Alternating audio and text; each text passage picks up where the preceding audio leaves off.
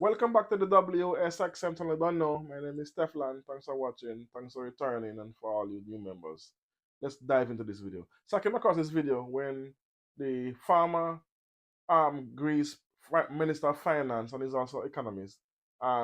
He was doing a question and answer lecture with, and this US reporter stand up and ask some questions concerning China influence in Africa instead of the American influence. And listen to his response, and then we're gonna also dive into some of what was said, and we can have a conversation about it. Take a listen.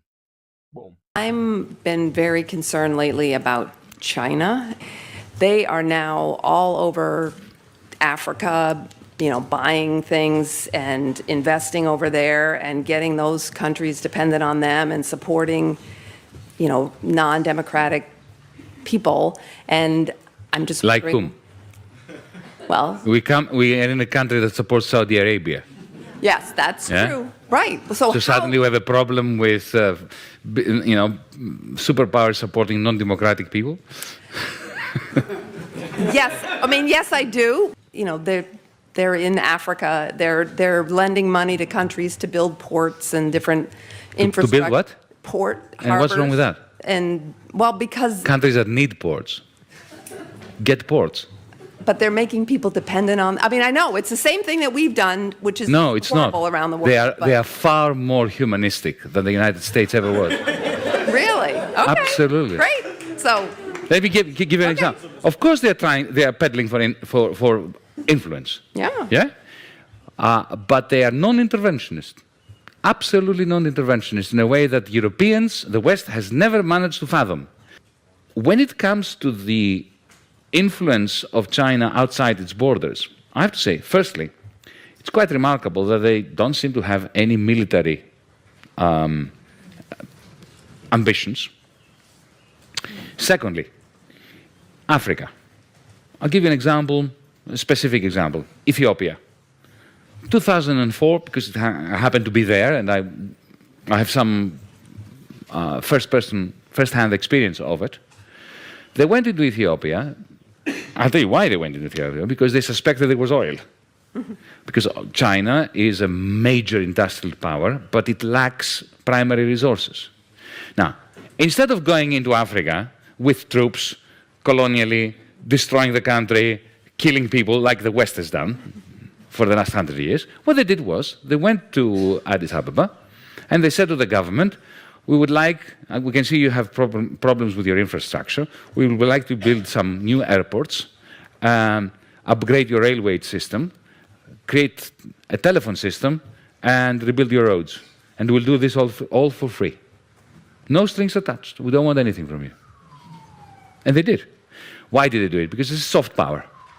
Because because they knew that if oil is discovered, and it was discovered later, then, of course, the Ethiopian government will be much more open to Chinese oil companies coming there. They have never combined their investment with imperialistic. Can you imagine if that was a German company or an American company? That's why I'm saying I don't think you should worry. Okay. I won't.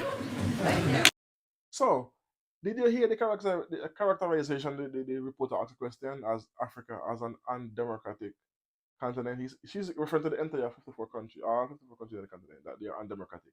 But yet, they keep World Cup in Qatar, which is a undemocratic. That's the definition of undemocratic, like Saudi Arabia. They have strict Muslim laws, so you can keep World Cup there, but you're having an issue with African countries when Qatar is way. But what? Qatar is rich in oil, so they cannot bully Qatar, but they can bully some African countries. Hence the reason why they are having an issue with the influence of the Chinese in Africa, because the Chinese is actually giving loans with no strings attached to African countries. But what is causing the issue in Africa is not the loans from the Chinese is the issue, is the corrupt presidents who are enriching themselves by pocketing the money instead of helping the country to grow and build, so they can pay back the loan.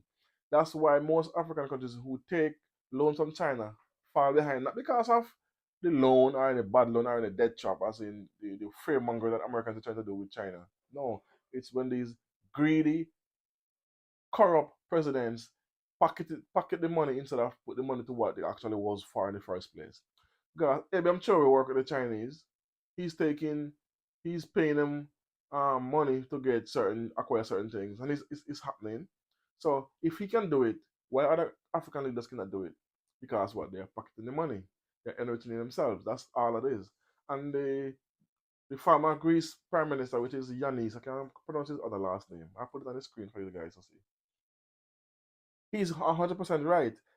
What if what China is doing now in giving loans to African countries? If the Americans or the Germans was doing that, well, actually they did, but it's getting less and less. They're getting having less and less influence. They would they'd want mines. They would want the first access to gold, diamond mines. Because look what, give a perfect example. Look what the French did to the to the West African countries, that use the CFA franc. They put in the constitution of these countries when they gained independence from France that France have first first option to buy anything come out of the soil, anything at all, and you can only sell it to the open market if French government does not want that. So then they can go on the open market. But anything they want, they have first strike at it, and you cannot buy no arms, no weapons from no other country but France. And France only gives them worn out weapons, not good weapons, like old weapons. The only reason Ilham Chori was able to buy weapons from Russia, China, Turkey, and Egypt was because he completely break away from the French. Like he kicked them out of the country. They have no power over him, so now he have the option of buying these weapons, fighter planes, helicopters, tanks, and stuff from Russia, China, Turkey, and Egypt. Yeah. So, but other countries, Senegal cannot do that. Senegal cannot um upbuild their army, or Benin cannot do it. Any country that's in under France using the CFA franc, they can't. So that's an example of what the French does to Africa. America does the same thing, but it's trying to, yeah, breaking away now. But when China give a loan, there was no string attached. There's no I have to have this or I have to have that. And that's the difference with these countries. The Germans are even worse. We're not saying the Chinese are there to help Africa out of the goodness of their heart. No, they want influence, yes, but not military might, as the gentleman said. It's a soft power. They want to have a working relationship to get certain access to certain minerals first before other countries do, which is normal. But we just have to sign good deals, which is what happening in the AES alliance right now. They're actually signing deals that make sense, not deals that the Tanzanian president explained this once, that China had come to them with a deal to sign. They want a 100-year lease on the port, and it will become like Chinese property. So they have no, they cannot go there and do nothing on that port for the next 100 years. Those are the deals, are bad intentions, which is right, and he didn't sign it. And he said which, and he lambasted the president before him, who actually put that into process, because he said that that only an idiot would accept a deal like that. So they do have at times try to undercut certain countries, but if a president is a president and doing a president job, and have ministers and have finance ministers who can look at these contracts and say, okay, this is not good, we don't accept this, we don't accept that, then we can have that conversation. But America is the last country to talk about influence on Africa, because they have influence for the past, what, 40, 50, not 40, like 4 or 5 centuries. They have the monopoly on African resources, along with the Germans, the Italians, the Spaniards. They all did the Ottoman Empire from in the actually the Ottoman Empire was the first slave traders in Africa before the American slave trade. It was the Ottoman Empire, and they were brutal as well. Hence the reason why you have some Muslim countries in Africa today, because they imposed um, the Muslim and African countries when they was colonized and forced into slavery. So hence the reason why we have Muslim um, countries now in the African continent. So Africa have a long history, and that's why we need younger people now to be presidents, like Ebrahim Traore. He's 36 now, but he was 34 when he took power. And President Faye, he's like 40. He's from the president of Senegal. And we have a few more presidents. I don't want to go through all the names, but we have a few presidents who's actually doing what is right. As I said again, President of Senegal, Faye, I'm still keeping an eye on him because he have not done anything to say he's actually on the people's side yet, because he had a lot to say before he became president. Now he's president, he actually haven't done much. Um, I want people to strive to be like President Abraham Traore or even Gaddafi, who was for their people and make sure the people have access to healthcare, education, homes, infrastructure, water, electricity, all the amenities that's afforded to human growth. And that's what Abraham Traore is currently doing. He's providing free education, free healthcare. He's putting in massive infrastructure. He's making his people become more food self reliant by having hundreds of thousands of hectares of acres given for farming to be food self reliant. And he's creating jobs for locals. He's opening hospitals. He opened one of the most advanced hospitals in West Africa.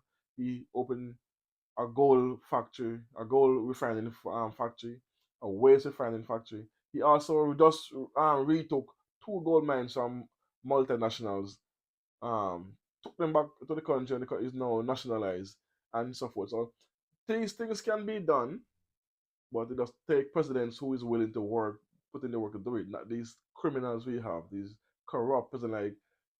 Like, let me not start calling names, but we know how much some of these presidents are very corrupt. Let me call names. It doesn't matter to me. President of Kenya, Ruto. President of Nigeria, Tinubu.